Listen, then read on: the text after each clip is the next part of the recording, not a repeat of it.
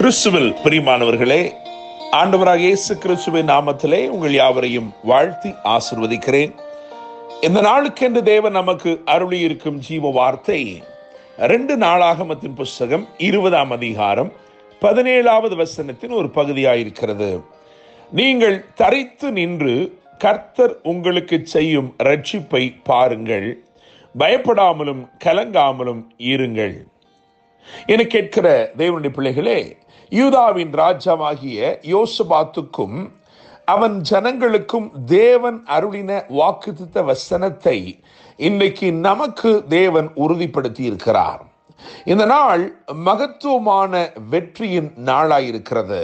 Today is a day of majestic victories. மகிமையான ஆசீர்வாதங்களின் நாளாகவும் இந்த நாள் இருக்கிறது. It is also a day of glorious blessings. என கேட்கிற தேவனுடைய பிள்ளைகளே, 2 நாளாகமம் 20ஆம் அதிகாரம் 1, 2 ஆகிய வசனத்திலே விசேஷமா 2ஆம் வசனத்தை கவனிக்கும் பொழுது அங்கே எப்படியாய் சொல்லி இருக்கிறது, சிலர் வந்து யோசபாத்தை நோக்கி, உமக்கு விரோதமாய் ஏராளமான ஜனங்கள் கடலுக்கு அக்கறையில் இருக்கிற சீரியாவில் இருந்து வருகிறார்கள் என்று சொல்கிறார்கள்.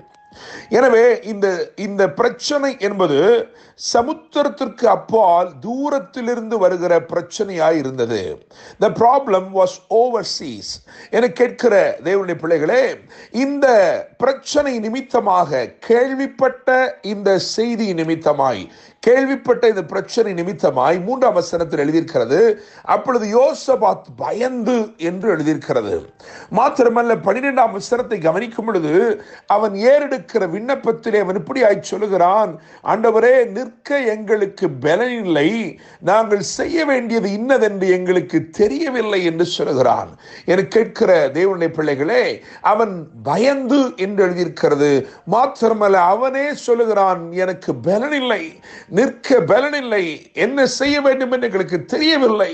எனவே இந்த நாளிலே இந்த வார்த்தை யாருக்கு நேராய் வருகிறது என்று சொன்னால், ஒருவேளை ஏதோ சூழ்நிலை எதிர்பார்த்திராத திசையிலிருந்து வந்திருக்கிற எதிர்ப்பாக இருக்கலாம், அல்லது நீங்கள் கேள்விப்பட்ட ஒரு துர்ச்செய்தியாக இருக்கலாம், உங்களை கலங்க பண்ணுகிற ஏதோ ஒரு வார்த்தை, ஏதோ ஒரு சூழ்நிலை, அது நிமித்தமாய் பயந்திருக்கிறீர்கள், என்ன செய்ய வேண்டும் என்று தெரியவில்லை என்று சொல்லுகிறீர்கள், நிற்க பலனில்லை என்று சொல்லி பலனில்லாமல் காணப்படுகிறீர்கள். ஆனால் உங்களை பார்த்துதான் கர்த்தர் வாக்கு பண்ணுகிறார், நீங்கள் தரித்து நின்று கர்த்தர் உங்களுக்கு செய்யும் இரட்சிப்பை பாருங்கள், பயப்படாமலும் கலங்காமலும் இருங்கள் என்று சொல்லி. என கேட்கிற தேவனுடைய பிள்ளைகளே, தூரத்திலிருந்து தீவிரித்து வந்த தீமையை தேவ கரம் வெகு ஏராளமான நன்மையாய் மாற்றிவிட்டது. நான் நம்புகிறேன், விசுவாசிக்கிறேன், உங்களுக்கு விரோதமாய் எழும்பி நிற்கிற தீமைகள் எதுவாயிருந்தாலும் இந்த நாளிலே உங்களுக்காக யுத்தம் செய்கிற தேவன், உங்களுக்காய் கிரியை செய்கிற தேவன் அந்த தீமையை ஏராளமான நன்மையாக நிச்சயமாய் மாற்றுவார். தேவன் வாக்கு அருளினார், அப்படியே செய்தார். ஆயினும் அவர்கள் செய்த யோசபாத்தும் அந்த ஜனங்களும் தேவ ஆலோசனை நிமித்தமாய் செய்த 3 காரியங்களை நான் உங்களுக்கு வரிசைப்படுத்த விரும்புகிறேன். அவைகளை நீங்கள் இந்த நாளிலே அப்படியே செய்ய போகிறீர்கள். தேவன் உங்கள் வாழ்க்கையிலும் தீமையாய் வருகிற, வெகு ஏராளமாய் வருகிற தீமையை வெகு ஏராளமான நன்மையாய் நிச்சயமாய் மாற்றப் போகிறார். 2 நாளாகமம் 20ஆம் அதிகாரம் 4ஆம் வசனத்தை கவனிக்கும் பொழுது அங்கே யூதா ஜனங்கள் கர்த்தரிடத்திலே சகாயம் தேட கூடினார்கள் என்று எழுதியிருக்கிறது. என கேட்கிற தேவனுடைய பிள்ளைகளே, சகாயம் தேட கூடினார்கள். ஏனென்றால் வானத்தையும் பூமி உண்டாக்கின கர்த்தரிடத்திலிருந்து அல்லவோ நமக்கு ஒத்தாசை வர வேண்டும்.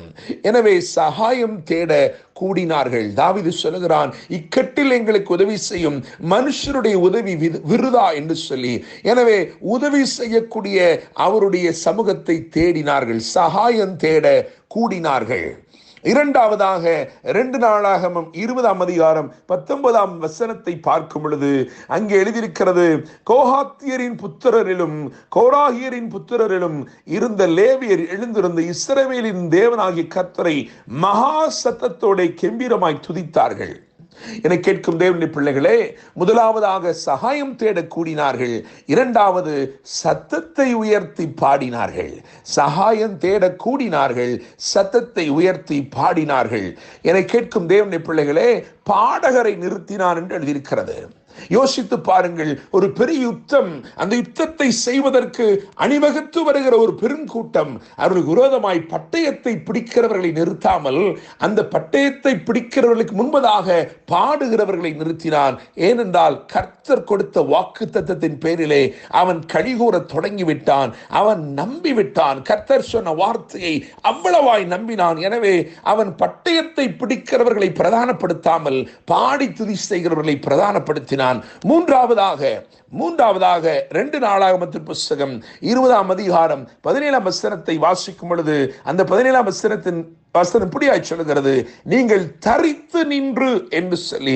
எனவே மூன்றாவதாக நான் சொல்ல விரும்புகிறேன், அவர்கள் சும்மா இருந்து ஜெயித்தார்கள். சும்மா இருந்து ஜெயித்தார்கள். அவர்கள் சகாயம் தேட கூடினார்கள், சத்தத்தை உயர்த்தி பாடினார்கள், சும்மா இருந்து ஜெயித்தார்கள். என கேட்கிற தேவனுடைய பிள்ளைகளே, 20ஆம் அதிகாரம் 16ஆம் வசனத்தை கவனிக்கும் பொழுது அங்கே எழுதியிருக்கிறது, நீங்கள் சத்துருக்களை சந்திப்பீர்கள். You will face them but not fight them. You will face them but you will not fight them, for the battle belongs to the Lord. நன்றாய் கவனிங்கள். இவர்கள் சந்தித்தார்கள், இவர்கள் பார்த்தார்கள், ஆனால் இவர்கள் யுத்தம் செய்யவில்லை. காரணம், கர்த்தரே அந்த யுத்தத்தை அவர்களுக்காக செய்தார். நான் நம்புகிறேன், விசுவாசிக்கிறேன். இந்த நாளிலே கர்த்தர் உங்களை பார்த்து பிடித்தான் சொல்லுகிறார், பாருங்கள், பாடுங்கள், பரிபூர்ண ஆசீர்வாதங்களை பெற்றுக் கொள்ளுங்கள். நான் நம்புகிறேன், தூரத்திலிருந்து தீவிரித்து வருகிற தீமையை, உங்களுக்கு விரோதமாய் உங்களை அழித்து போட வேண்டும் என்று வருகிற அந்த பெரிய தீமையை தேவன் இன்றைக்கு அளவற்ற நன்மையாய் மாற்றி உங்களை ஆசீர்வதிக்க போகிறார். என்று அன்புடன் pastor Daniel Moses. God bless you.